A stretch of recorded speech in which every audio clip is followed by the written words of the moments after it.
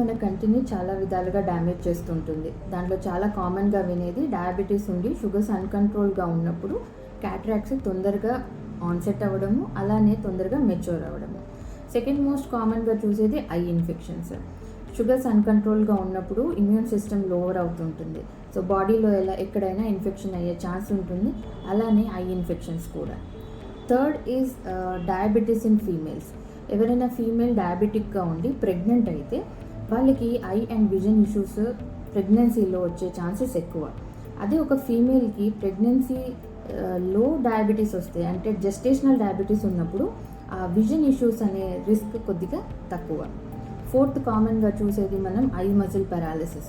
So ఈ eye muscle పారాలిసిస్లో sugars అన్కంట్రోల్గా ఉన్నప్పుడు కంటి మజిల్స్కి సప్లై చేసే నరాలు వీక్ అవ్వడం వల్ల muscle movements, eye movements affect అవుతుంటాయి. దానివల్ల ఒక ఆబ్జెక్ట్ రెండు లాగా కనిపిస్తాయి, డబుల్ విజన్ అంటాము. దీనికి కొన్ని వీక్స్ నుంచి మంత్స్ టైం పడుతుంది రికవర్ అవ్వడానికి, అండ్ దానికి షుగర్స్ని కంట్రోల్లో పెట్టుకోవడమే basic remedy. Fifth most common is diabetic retinopathy. Diabetic retinopathy వల్ల టెంపరీగా అయినా పర్మనెంట్గా అయినా విజన్లో ఇష్యూస్ వస్తూ ఉంటాయి. ఫస్ట్ 5 to 10 years ఆఫ్ డయాబెటీస్లో రెటినోపతిని చాలా తక్కువగా చూస్తాం. అలా అని చెప్పి first 5 to 10 years safe period అని అనుకోవడానికి లేదు. ఎవరికైనా టైప్ 2 డయాబెటీస్ ఉన్నప్పుడు first screening, retina screening as soon as diagnosed అవ్వాల్సిందే.